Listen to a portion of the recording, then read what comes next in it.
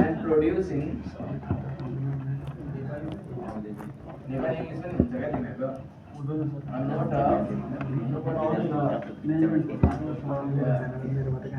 note of 500 hertz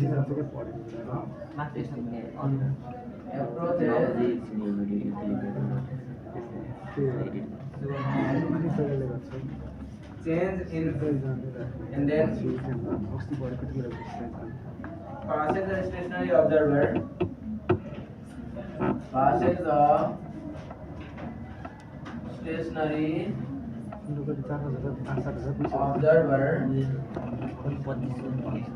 stationary observer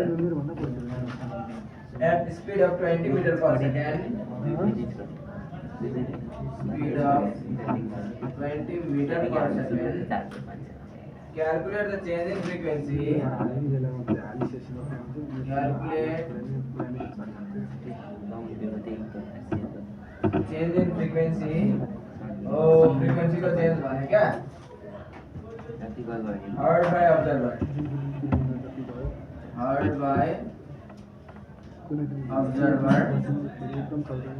अनि velocity of sound is हामीले दिएको छ velocity of sound equal to 340 meter per second र यसको हामीले निकाल्दा आन्सर चाहिँ आइरहेको छ हामीले एउटा आन्सर निकाल्छौं हैन अनि स्टुडेन्टको आन्सरसँग कम्पेयर गर्छौं के 59.03 हर्ज आइरहेको छ अहिले हामी चेक गरौँ यो कति आउँदो रहेछ अब सिचुएसन क्रिएट गरौँ हेर मैले फेरि भन्दै छु सिचुएसन क्रिएट गर्नु सक्नु पर्यो नत्र यो यस्तो खालको क्वेशनहरु हामी गर्नै सक्दैन अब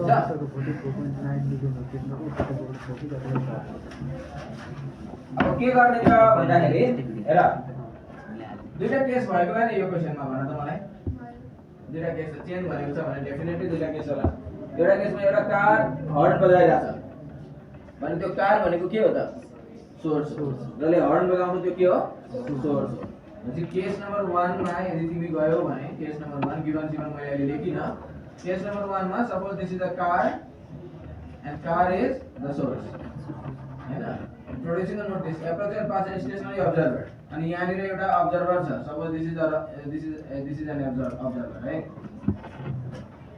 कार observer को नजिक गइराछ कि टाढा गइराछ नजिक गइराछ एप्रोच गर्नु भनेको के हो नजिक जानु भने हैन एप्रोच गर्छ अनि त्यसपछि पास हुन्छ क्या म observer भए यो कार भयो कार नजिक आइराछ फर्स्ट केस कार टाढा गयो सेकेन्ड केस ठीक छ ओके क्लियर छ क्वेशन बुझ्दै जाऊ अब के हुन्छ भने यहाँ गिवनमा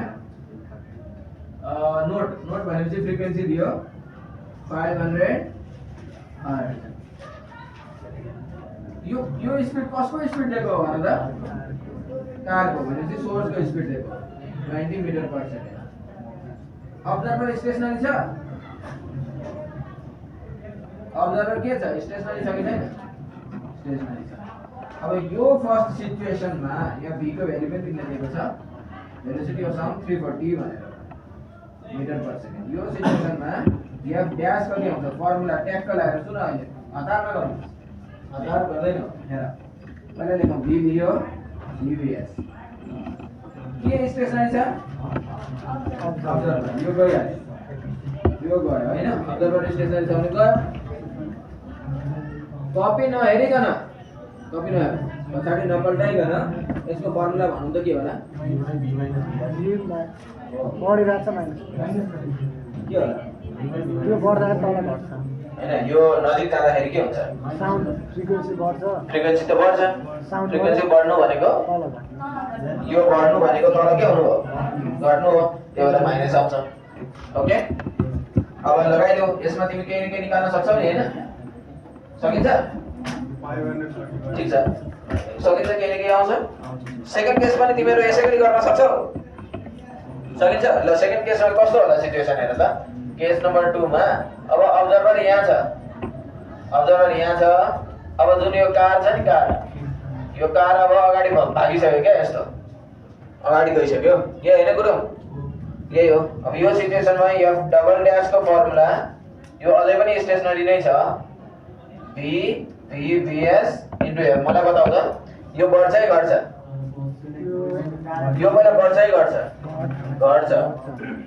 घट्छ नि, किनभने साउन्ड टाढा टाढा जानु भनेको साउन्ड घट्नु होइन र। यो घट्नुको लागि यो के हुनुपर्छ? बढ्नुपर्छ। एफ डबल ड्यास पनि निस्किन्छ।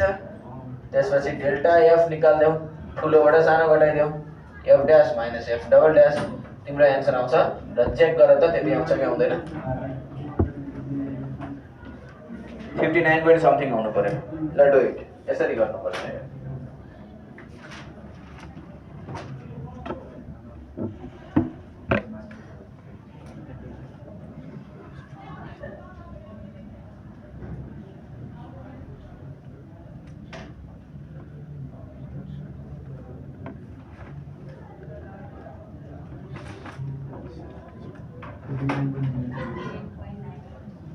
ठ्याक्कै आयो 03 है। गजब गजब।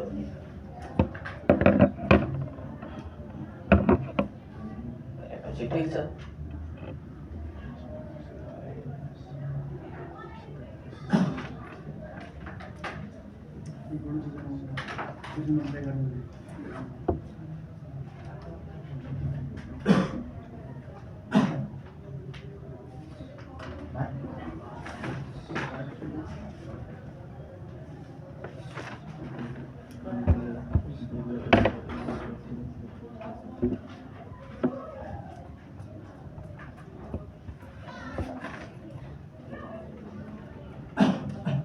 ओके ल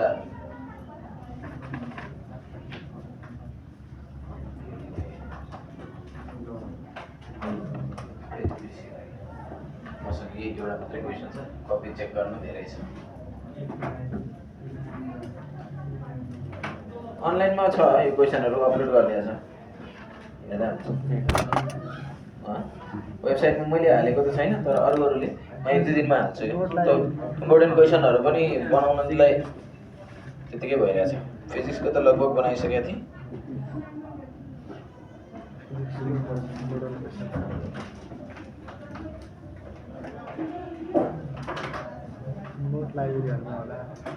नोटहरू छ त्यसमा, लेक्चर नोट, सोल्युसनहरू। ल यो भयो होइन? ल अब म यस्तै खालको अर्को एउटा चेन्ज इन फ्रिक्वेन्सीसँग रिलेटेड क्वेसन दिन्छु, त्यो तिमीहरूले ट्राई गर्ने। चेन्ज इन फ्रिक्वेन्सीसँग रिलेटेड अथवा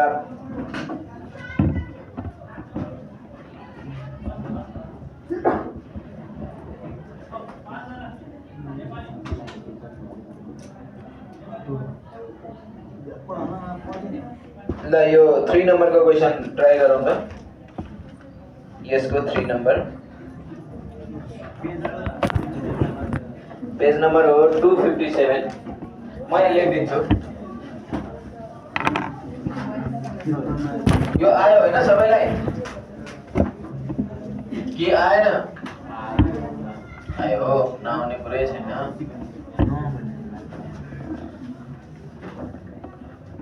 र यस्तै खालको रिलेटेड क्वेसन चाहिँ तिमीहरूले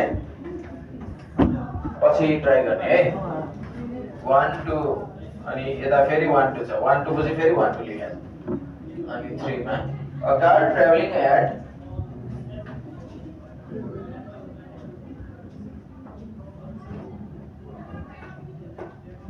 20 meter per second sounds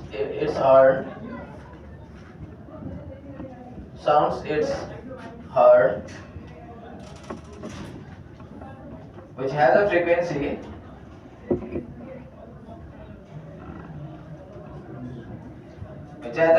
of 600 hertz.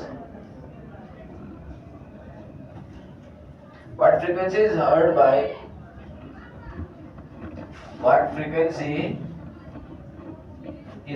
by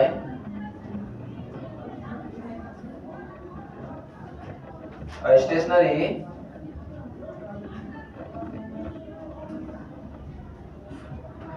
distant observer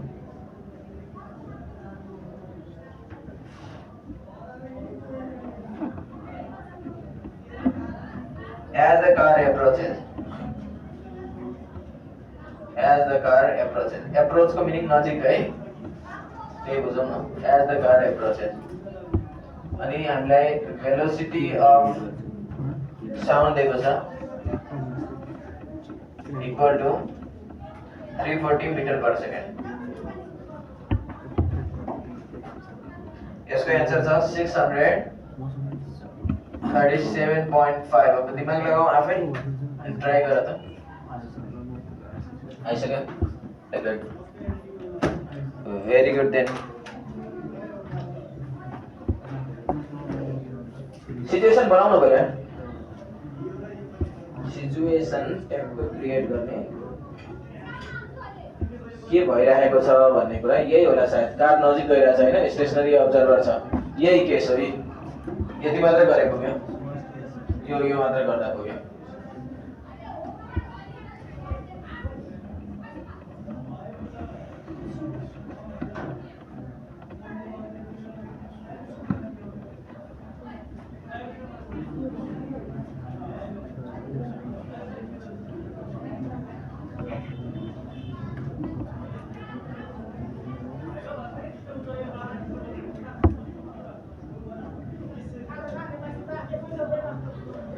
reflection वाला केस त आज अब इको र रिफ्लेक्सन वाला केस त आज अब अलि भ्याइँदैन. त्यसमा अलिक हुन्छ. अहिले म फेरि अर्कै यस्तै खालको जस्तो 1 नम्बरकै क्वेसन छ. 1 भनेको 1 2 अनि फेरि 1 छ के त्यो बेला. त्यो अहिले हामीले गरेको मध्ये ठ्याक्कै एक स्टेप माथिको.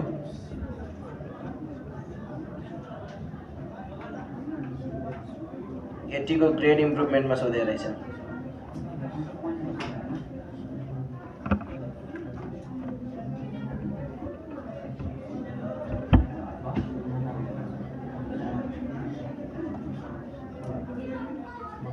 भयो आयो. पहिला माथिको 1 नम्बर अनि 2 नम्बर. 1 भनेको 2080 वाला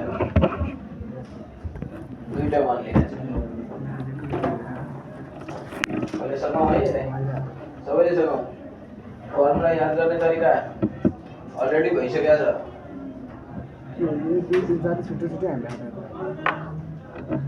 सर कुन 80 वाला दिएको 2080 को 1 नंबर भनेको a sound wave producing 1 kilohertz वाला. 2080 को ग्रेड इम्प्रुभमेन्ट एक्जाम छ नि जीआई. त्यो क्वेशन यहाँ लेखिदिन्छु.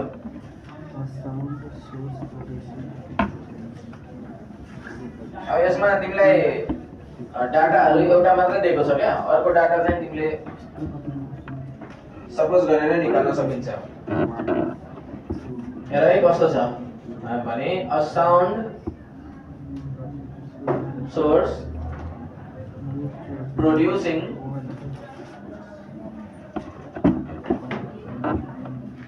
1 kilohertz 1.00 kilohertz waves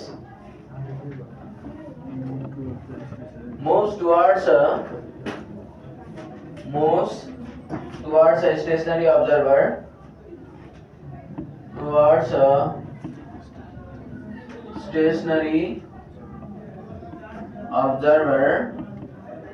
situation बनाउने observer at one half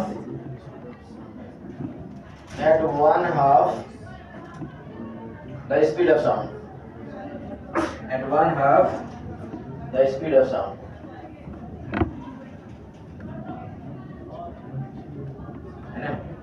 What frequency will the listener hear? What frequency will the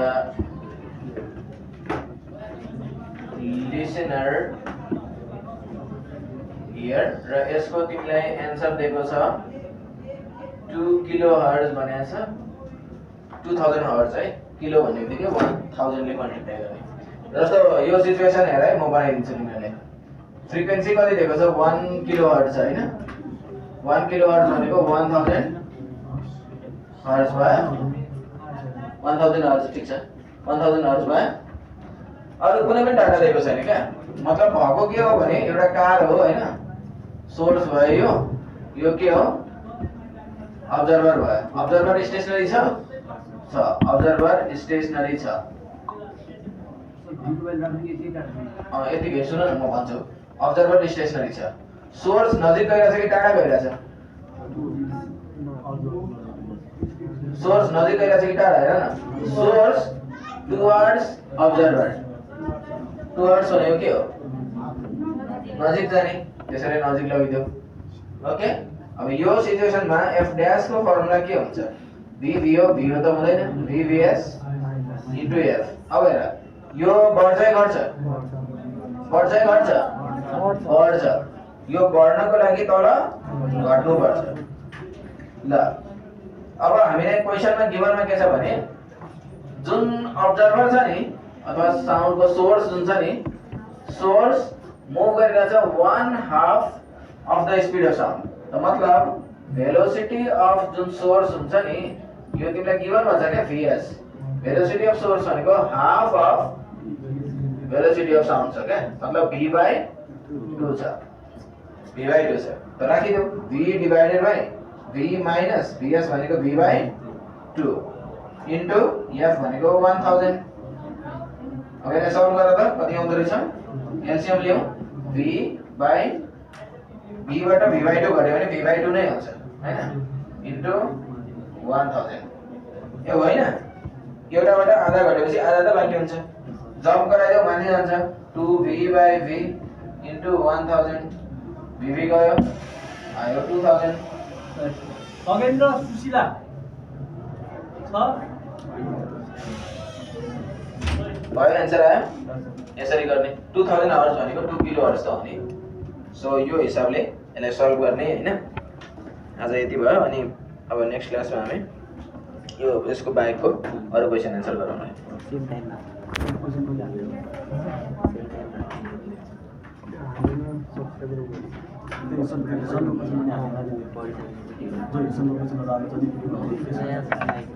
इसानको प्रिपोर्टको पनि म